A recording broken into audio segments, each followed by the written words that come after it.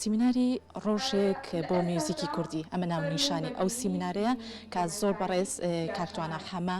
دەستنیشانی کردووە بۆ میوزیکی کوردی بێگومان ئەم خۆی دەستی خستۆتە سەر بەشێک لەو بابەتانی کە لە میوزیکی کوردیە هەیە کە پێویستە بۆ نمونە بەتایبەتنەوەی ئێستا یاخود خوێندکاران زیاتر بزانن میوزیک چییە زیاتر ئەو لایەنانی کە پێیوەستە بە میوزیکی کوردیەوە زیاتر ئەم لەگەڵ خوێندکارەکانە گفتوگوی لەسەر بکات بۆی ئەمڕۆ لە نێو ناوەندێکی خوێندنە لە یەکێک لە زانکۆکان کە بێگومان کاکتوانە ویستێتی وەکو ئەوی کە زیاتر لە نزیکەوە لەگەڵ خوێندکارانە گفتوگۆ بکات و زیاتر ئەو تایبەتمەندی میوزیکی کوردی بخاتە ڕۆ من بۆ زانیاری زیاتر ئەچمە لای زۆر بەڕێز توانە حەمەکە بەڕێزیان نووسەر و توێژەری بواری ئیسنۆمیوزیکۆلۆجی کا بە شێوازێکی ڕاستەوخۆ لەگەڵمان ئابێت کاکتوانە گیان سلااو لێبێت سپاس بۆ ئەو دەرفەتی کە بێمە بەخشی سپاس بۆ تۆ مەمنون سپاس بۆ تۆ کاکتوانە بە هەر سەرەتا ئەو پرسیارە بۆ ڕوژێنم بۆچی ڕۆژێکت دەستنیشان کرد بۆ میوزیکی کوردی یعنی ناونیشانی ئەم سیمینارەت بۆچی دەستنیشان کرد دیارە مۆسیقای کوردی بەوەی کە یەکێکە لە دەوڵەمەندترین و دێرینترین جۆری مۆسیقا لە دنیاە لە هەمان کادا ئێمە لەبەرەوەی کە بواری خوێندنی موزیک و ڕسێژ لەسەر مۆسیقا لە ئاستێکی زۆر لاوازە دڵنیام کەنەوەی نوێ زۆر زانیاری تەواوی نییە لەسەر مۆسیقای کوردی و ئەوەی کە ئێستا ئەیبینە زیاتر و ئازانێ موزیکی کوردیە بۆیە بەگرنگمانزانی کە لە بەسپاسەوە زانکۆی کۆمارکە بانگێشی کردم ڕۆژەکە نابنێن ڕۆژە بۆ مۆسیقای کوردی و بزانین مۆسیقای کوردی چییە و چۆن بیناسینەوە و ئەو جۆرانە چین و چۆن ببێ بە شانازیەک بۆ نەوەکانی ئایندە و ئێمە چۆن بیپارێزین و ئیشی لەسەر بکەین و هەر بەو شێوازە من فیلمێکی دیکۆمنتاریمێن لەسەر گۆرانی هەورامی کە چەند ساڵە لەم بەربەر هەمومێنە ئەمە ڕاستەخۆ لەگەڵمانە ئەمەش پیشانی ئێم کە بە شێوەیەکی زیندوو پیشانیم کە ئێمە کەلەپور و کللتوری ئێمە چەند دەوڵەمەنە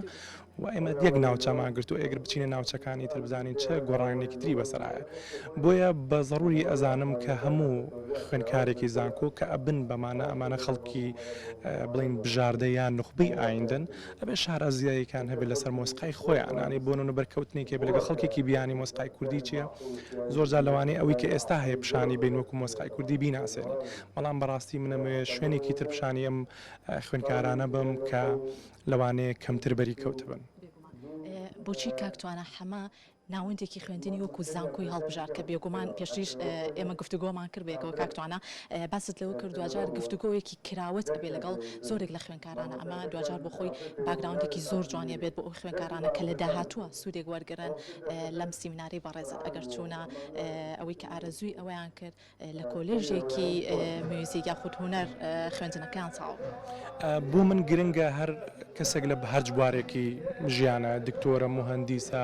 یا هەجبارێکی هەڵبژاردووە بەڕاستی پێویستە ڕۆشنبیری هەبێ ڕۆشنبیرێکی گشتی هەبێ لەسەر مۆسیقای خۆی شت بزانە لەسەر مۆسیقای میلەتانی تر بزانێ منەمێ ئەمڕۆ لە دیبیتەکەمان لەگەڵ ئەو خوێندکارانە بگەین ئەوەی کە بزانین چە نەزانین لەسەر مۆسیقای خۆمان و چەند نازانین لەوانەیە شتێ بوروژێن لە مێشکی خوێندکارە کە بێوێ بە دوواداچوون بکە لەوانەیە لەم سیمینارەوە حەزێکی هەبێ بۆ گەڕانی دیکە لەسەر مۆسیقای خۆی وچکە هەمیشە ئەمە بەدوای شوناسی خۆمان ئاگەڕین و کوردی ژۆکو میلەتی هەمیشە ئەمە لە ژێر هەژمونی میلەتانی ترابووین بە بەردەوامی روستمان لە هەر کوردین و هەر کوردەبین ئەمێ جارێکتر ئەمە کە بەبوونی ڕۆژی زمانی دایکیشەوەە جارێکتر ئەمەش دروستکەینەوە چکە ئەوەی کە زمانی پاراست و مۆسیقا و گۆرانی و هونەرەکەمانە بەر لە هەر شتێک ئەوەی کە زمانی ئێمە پاراست و ئەدەبیاتە ئەگەر ئەدەبیات لە چاو زمان و ئەمە بڵین هێشتا نوێ بەڵام زمانی گۆرانی ئەمە ڕیشێکی زۆر زۆر دێرینیە گەڕێتەوە بۆ چاخەکانی بردین و بۆ من چاخەکانی سەوڵبندان و ئەگەر مەسائلی ئەو قۆناغە بڵین لە قۆناغی شۆڕشی کوشتتوکاڵی لەم باشووری خۆم هەم بۆ یانێت توان بڵم 15 کیلۆمەتر لێمانە دوورە ئەمە باسی ئەمانە بکەم کە ئێمە چیمان هەیە لە ڕابردوو ئەم ڕابردوو چۆن بپارێزین و ئەشمانەوێ چۆن ئایندە بنیاد بنێ ئەبێ ئاڕێک بینەوە و بزانی بۆ پێشەوە چێ بووی ئەو شتانەی کە ئێستا هەیە بەداخەوە زۆر شدوت بووە بەرەوی موسەساتی زۆر باشنی ئیش لەسەر ئەمانەکە ئێستا ئەم فیلمێکە لە دوای منەوە ئیشەکە من لە ساڵی 2011 دەستم پێ کرد ئێستا بچیتەوە بۆ هەورامان ئەم چەند ساڵم تێ بڕێ زۆر شت لە ناوچووە تەنانەت زمانەکە لە ناوچووە بۆیە ئەمانەمێ لە بۆ خوێندکارانە بڵم کە ئێمە هەم لە خەتەراین هەم چۆن نەتوانین دەستیش بگرین بەو کللتوری کە لە ڕابردووە هەمان بچۆن بیپارێزین و چۆن ئایندە بنیاد بنێن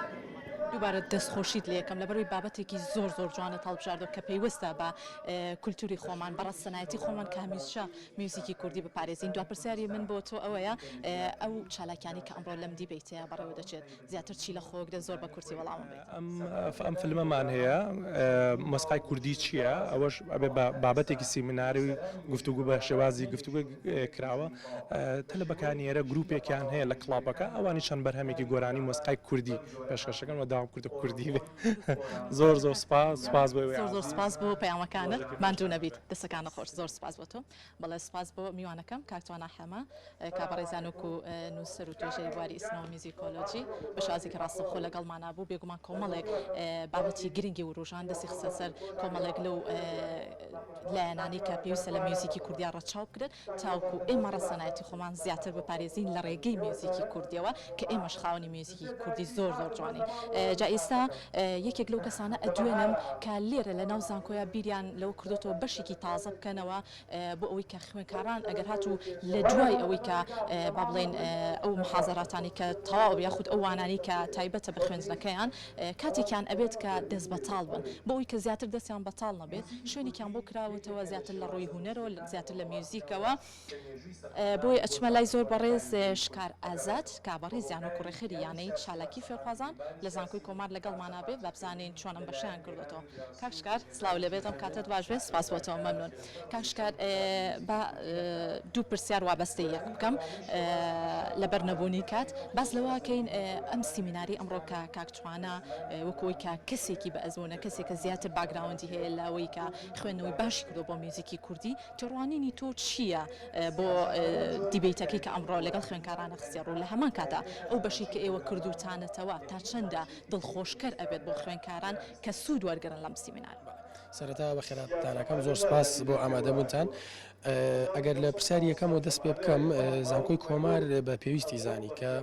فێرخوازەکان تەنهاکەنەوە زانکۆ تەنها وابەستی بەس خوێندنەکە نەبن